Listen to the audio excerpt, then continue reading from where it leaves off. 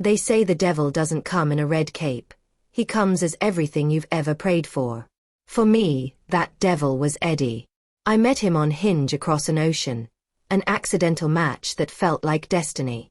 He was 5 years older, radiating a calm, intellectual aura that bypassed all my usual defenses. My first message to him was, "You seem like an authentic person." I like that. Looking back, those words are a haunting irony. He smiled back through the screen, his eyes crinkling in a way that screamed, trustworthy. I was looking for a connection. He was looking for a mark. I told myself that even if the distance was impossible, I wanted to know a soul like his. He leaned into the role of the good man, with terrifying precision. He spoke of his stable government job and his quiet life, painting a picture of stability that I desperately craved. I didn't realize that every authentic detail was a calculated brick in a wall of lies. I was already being studied, my preferences noted and my vulnerabilities mapped out. The trap was set before I even finished my first sentence. The match shouldn't have happened. My Hinge location had glitched to a different continent, a technical error that I almost corrected immediately. But then I saw Eddie's profile. He didn't look like the typical influencer types I usually saw. He looked grounded, mature, and strikingly handsome in a way that felt real. I decided to leave the setting as it was, just for funsies, thinking a long-distance friendship would be harmless. We matched within minutes. The conversation flowed with a frightening ease, as if we had known each other in a past life. We joked about the distance, calling it a star-crossed mistake. He told me he had never matched with anyone from my country before, making me feel like a unique occurrence in his life. This was the first layer of this specialness trap. By making me feel like an anomaly, he ensured I wouldn't look for patterns in his behavior. I was so preoccupied with the novelty of the situation that I ignored the statistical impossibility of his perfection. I was looking for a story, and Eddie was more than happy to write one for me. The first month was a masterclass in psychological grooming. Eddie didn't rush. He moved with the deliberate pace of a seasoned predator. He shared wholesome photos of his travels and his gay best friend, a detail that made me view him as safe and progressive. He had a stable government career and spoke about his boring life with a humility that felt refreshing.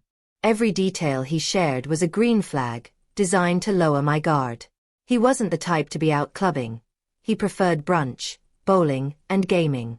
He seemed like the antithesis of the toxic modern dating world. We talked every single day, building an intimacy that felt deeper than any physical relationship I'd had. He listened more than he spoke, encouraging me to open up about my life while he carefully curated the version of himself he presented. I felt like I had found a rare gem in a sea of coal. He would send me good morning texts that felt like sunshine and good night messages that felt like a warm embrace. I was becoming addicted to the dopamine hits he provided, completely unaware that he was conditioning me to depend on his validation. One night, the conversation turned to our families. I spoke about my father, the man who was my hero before cancer took him from me. I told him about the long nights in the hospital and the hollow silence of the house after he passed. Eddie went quiet. Then, with a voice that sounded like it was breaking, he told me his mother had also died of cancer. He described the exact same feelings of helplessness and the specific, crushing weight of grief. I felt a surge of electricity, the kind you feel when you meet someone who speaks your hidden language. He didn't just understand my pain, he lived in it. I didn't know then that he was an emotional parasite, feeding off my trauma to create a bond that wasn't there. He used my father's memory as an anchor, hooking himself into my soul so deeply that I couldn't imagine a future without him. He made me feel that we were the only two people in the world who truly understood the cost of love. It was a beautiful manufactured tragedy that made me feel safer with him than I had ever felt with anyone else. The intensity shifted. Eddie began talking about us, in terms of forever. He joked about me moving to his country or him coming to mine. "I think I want to focus on us," he said one evening. "I'm deleting Hinge." It felt like a massive commitment, a digital vow of loyalty. I was so touched that I immediately followed suit, turning off my visibility and committing my digital life to him. He showered me with affection, calling me his calm and his safe space. Every day was filled with grand declarations and what-if scenarios that involved a house, a garden, and a life built on mutual understanding. I was being love-bombed, but the distance made it feel like romance rather than manipulation. Because we couldn't touch, the words became my reality. I was intoxicated by the idea of being with a man who finally gave me the emotional stability I deserved. I didn't see that he was building a cage out of compliments. I was so busy feeling like I'd found the one, that I didn't notice the bars he was carefully placing around my logic. As we entered our 3rd month, Eddie announced a new ambition. He was bored with his government job and wanted to pursue a master's degree in law. He began showing me textbooks, sharing prompts from his entrance exam prep, and asking for my opinion on legal ethics. Our conversations became intellectual marathons. He challenged me, debated me, and made me feel like we were a power couple in the making. He was brilliant, opinionated, and fiercely competitive. I found it attractive, seeing it as a sign of his strength and drive. We would spend hours on FaceTime while he studied, his brow furrowed in concentration as he flipped through pages of legal jargon. Looking back, the textbooks were likely just props, or maybe he was just reading a novel with a fake cover. He was creating a persona of an aspiring intellectual to match my own interests. He wasn't just my boyfriend. He was my peer, my challenger, and my future partner in success. Every time he agreed to disagree on a point of law, I felt a sense of respect for his autonomy. He had me exactly where he wanted me. One afternoon, Eddie disappeared for 12 hours. When he finally texted, the message was frantic. 3 of my relatives were just killed in a car accident. My dad is a wreck. My heart shattered for him. I spent the next 48 hours being his rock, sending messages of support, and offering to do anything to help. He told me he had seen his father cry for the first time, a detail so intimate that it killed any shred of doubt I might have had. During our first call after the funerals, he whispered, "I love you," for the first time. The timing was perfect. He had tied the highest emotional peak of our relationship to a faked tragedy. I felt like I was the only person standing between him and a total breakdown. I was no longer just a guy he was dating. I was his lifeline. I didn't realize that narcissists often use death as a way to reset the emotional clock or to garner sympathy when they feel their victim pulling away. I was so busy being his protector that I didn't notice the lack of actual details about the accident or the names of the relatives. Shortly after the accident, Eddie sent me a screenshot. It was a notification from Instagram about a suspicious login attempt from a different country. "I think my account was hacked," he said, sounding frustrated. "I'm just going to delete it. Social media is so toxic anyway." I supported him, thinking it was a sign of his maturity. In reality, this was a brilliant strategic move. By deleting his Instagram, he removed the one place where I could see his tags, his followers, or his comments. He moved our entire relationship into the shadows of iMessage, where no one else could see what he was saying or who he was talking to. He had successfully isolated our world from the rest of his social reality. I didn't realize he was likely still active on other accounts or simply wanted to hide his following list, which was probably filled with other accidental matches from different continents. He told me he only wanted to communicate with me and his family. I felt privileged to be inside his inner circle, not realizing the circle was actually a vacuum designed to keep the truth out. Eddie started talking about visiting me. He was insistent, pushing to come before the new year. "I can't wait another month to hold you," he said. But when I suggested he stay at an Airbnb for the first few nights, just for my own safety and comfort, he became strangely cold. "I thought you trusted me," he'd say, or, "I'm coming all this way just to sleep in a hotel." When I held my ground, he pivoted to a textbook, perfect response. "I'm doing what you asked so I can accommodate your needs." It was so polished it felt like an AI had written it. It didn't feel like a person who was hurt. It felt like a predator who had been forced to adjust his hunting tactics. My stomach did a somersault. For a moment, I saw the mask slip. Why was he so desperate to stay in my house immediately? Why the rush? I pushed the thought down, telling myself I was being paranoid. I told myself he was just enthusiastic. I didn't realize he was trying to force a level of intimacy that would make it harder for me to leave once his lies started unraveling. My mother was diagnosed with breast cancer during this time. It was a devastating blow, and Eddie stepped into the role of the perfect partner with terrifying efficiency. He told me he knew exactly how I felt because of his own mother's battle. He gave me advice on how to talk to the doctors and how to stay optimistic. He was my primary support system, the one person I could cry to at 2 a.m. This created a level of emotional debt that was nearly impossible to pay off. How could I ever doubt a man who was there for me during my mother's cancer? He was using my mother's illness as another anchor, ensuring that my loyalty was fueled by both love and gratitude. Every time he checked in on my mom, I fell deeper into the trap. I felt like we were a team against the world. I didn't know that while he was supporting me, he was likely using my mother's diagnosis as a sad story to gain sympathy from other women he was talking to on the side. He was an emotional chameleon, and I was his favorite color. February arrived, and with it, the first crack in the foundation.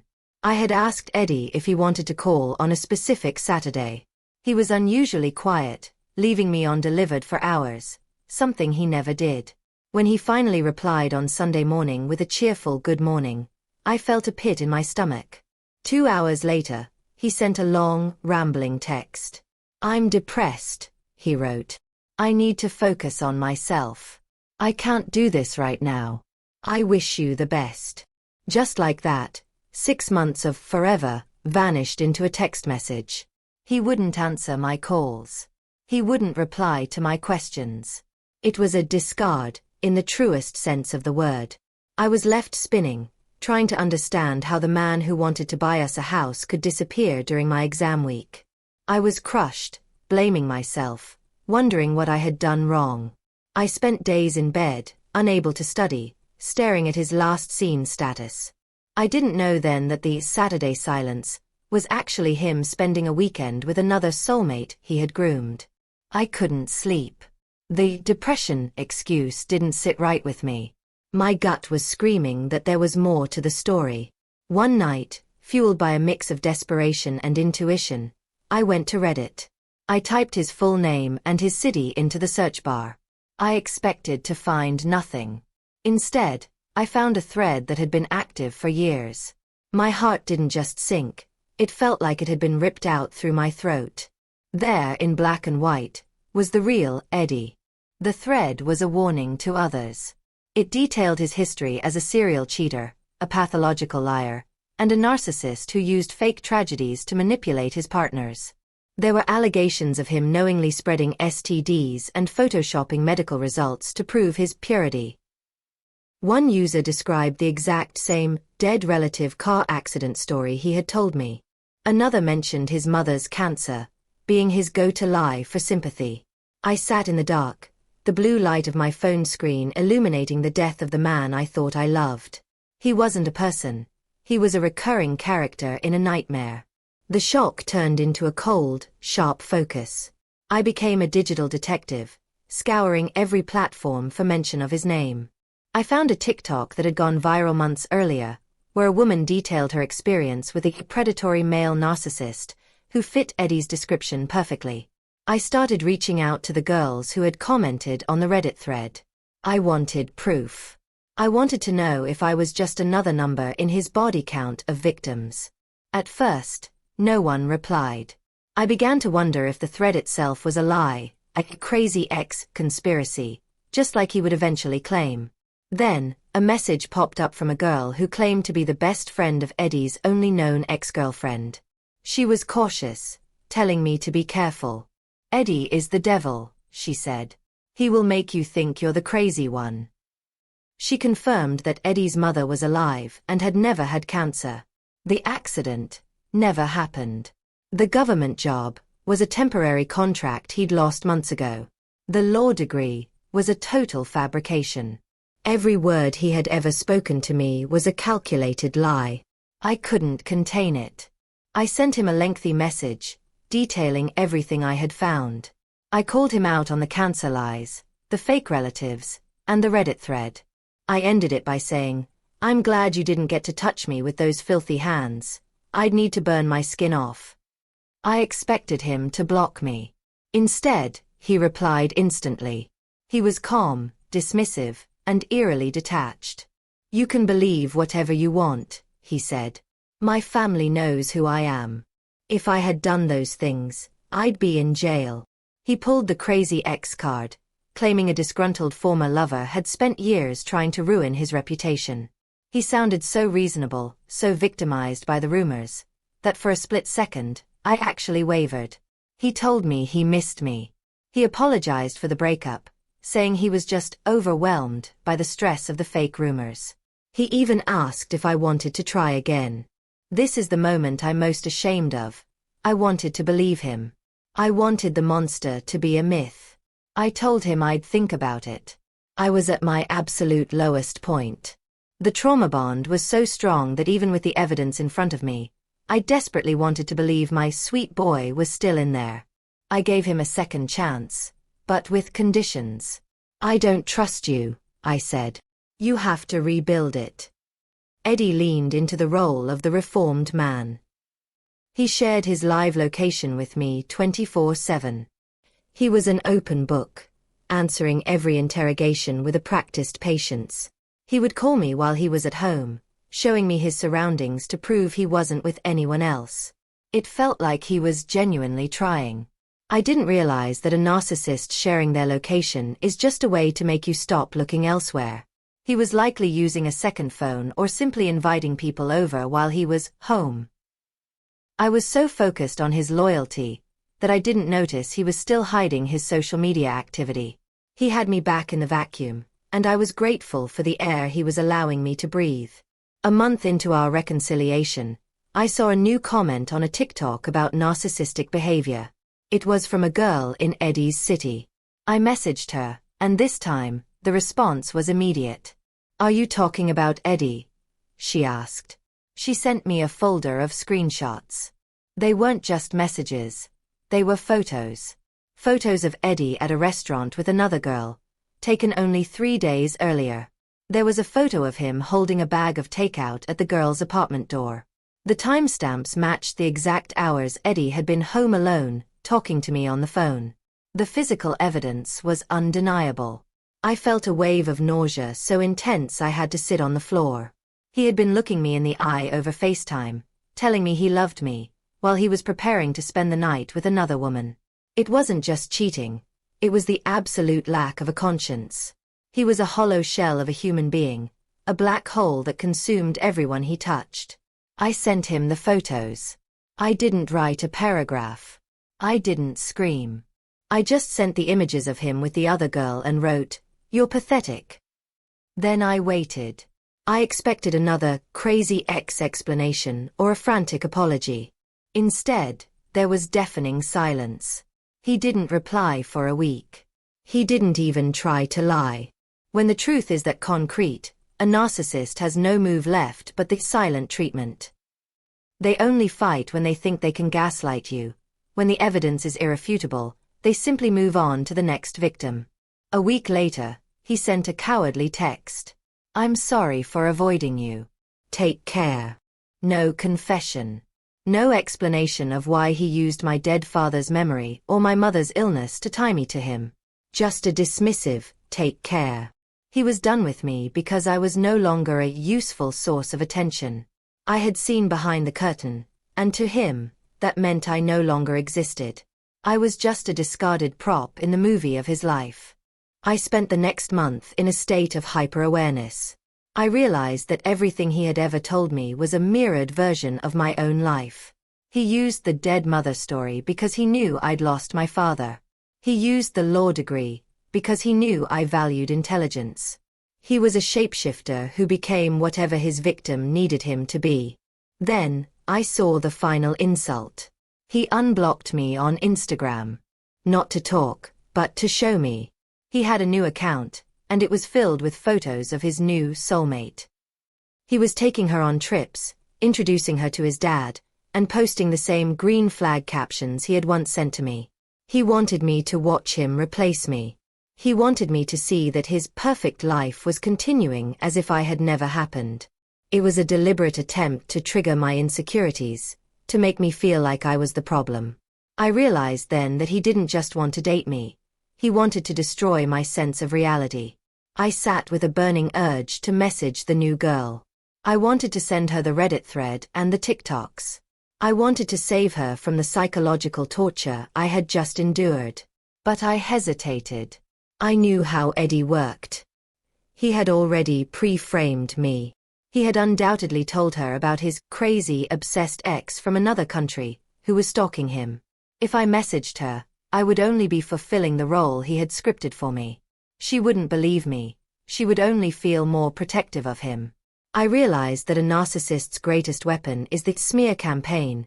They run before you even know you're the enemy. I felt a heavy sense of guilt, watching another person walk into the same trap that had nearly broken me. But I had to protect my own peace. I couldn't get back into the mud with a pig. The pig likes it, and I'd only get dirty. I decided to wait. I decided to let the truth do its own work, because a lie that big eventually collapses under its own weight. I didn't message the girl, but I didn't stay silent either. I joined a support group of other men and women who had been targeted by Eddie. We started a shared document, a repository of his lies. We realized he had a specific cycle. He would target someone across an ocean, build a soulmate connection based on a mirrored tragedy, get them to commit, and then use a crisis to mask his cheating with local women. We found that he had dead relatives who were currently posting on social media. We found his actual LinkedIn, which showed he hadn't held a steady job in years. We realized he was a professional predator, his entire existence funded by the people he manipulated. We didn't harass him. We just made sure that the truth was more accessible than his lies. We made sure that his name was permanently linked to the Reddit threads and the testimonies of his victims.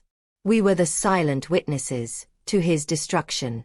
The first sign of his world crumbling came from a comment on his new Instagram post. It wasn't from me. It was from the person whose photos Eddie had borrowed to pretend he was in law school. The person had found Eddie's profile and called him out for identity theft in the comments. Then, another user posted the link to the Reddit thread. I watched as Eddie frantically deleted the comments, but it was like trying to stop a flood with a finger. People started asking questions. His new girl wasn't as gullible as I had been. She started doing her own research. Within 48 hours, the perfect couple photos disappeared. Eddie went dark again. The mask was being pulled off by people he didn't even know. I realized then that I didn't need to be the one to deliver the final blow. The universe has a way of balancing the scales when a person's entire life is built on the suffering of others. He had lived by the digital sword, and he was going to die by it. The most satisfying moment came when I discovered a public Facebook post from Eddie's mother. She was celebrating her birthday, looking healthy and vibrant. There was no history of cancer. There were no hospital stays. Eddie had literally killed his mother off in his stories just to get me to trust him. The depravity of that realization was the final thread that snapped my trauma bond. I didn't feel sad anymore. I felt a cold, righteous anger. I took a screenshot of the birthday post and the cancer texts Eddie had sent me, and I added them to the public archive. I wanted the world to see the depth of his sickness. I wanted every future victim to know that he would use a parent's life as currency for a lie. I realized that Eddie didn't love me, and he didn't love his mother. He only loved the power he felt when he could make a person believe a lie. He was addicted to the duper's delight, and I was finally sober. Eddie tried to message me one last time. It was a text at 3 a.m. I'm sorry for everything. I really did love you. I'm in a bad place. This time, I didn't feel a pull. I didn't feel the urge to save him. I realized that this was just another hoovering attempt, a way to see if I was still a viable source of attention. I didn't reply. I didn't even block him at first. I just let the message sit there, unread. I wanted him to know that his sad story no longer had a listener. I realized that the greatest revenge isn't a long, angry letter. It's complete and utter indifference. To a narcissist, being ignored is a fate worse than death. They want your anger because it means you still care. They want your tears because it means they still have power. When you give them nothing, they starve. I watched as he sent 3 more messages, each one more desperate and depressed than the last, before he finally blocked me out of frustration. I had won by simply refusing to play the game. I spent the next few months rebuilding my life. I went to therapy to understand why I had been susceptible to his grooming. I learned about love bombing, mirroring, and gaslighting. I realized that my empathy was a gift, but it needed a gatekeeper. I focused on my mother's real battle with cancer, and I found a new appreciation for the people in my life who were actually authentic. I realized that Eddie had taught me a valuable, albeit painful, lesson. He showed me that evil doesn't always look like a monster. Sometimes it looks like a soulmate with a bright smile. I became more discerning, more grounded, and more protective of my energy. I didn't let his bitterness turn me cold. I just let it turn me wise. I started to see the red flags I had once ignored as neon signs. I was no longer the gullible girl who swiped right. I was a person who knew the value of the truth. Eddie is still out there, probably finding a new soulmate to mirror as we speak. But he can't hide behind his screen anymore. To the girl he's with right now, I know he told you his mom died of cancer to make you feel sorry for him. I know he's studying law. I'm not the crazy ex. I'm the wake-up call. You can keep him, but you can't say you weren't warned. As for me, I've reclaimed my father's memory. It's no longer a tool for a predator. It's my strength.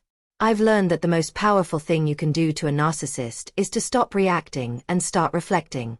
I didn't just survive Eddie. I dismantled him. He wanted me to watch his life? Well, now the whole world is watching, and we all see exactly who he is. The truth is a fire that consumes everything false, and Eddie was nothing but a beautiful, hollow lie. I'm walking away from the wreckage without looking back, knowing that while he is busy building his next house of cards, I am standing on solid ground. The game is over. The mask is gone. The truth has won. Checkmate. Eddie.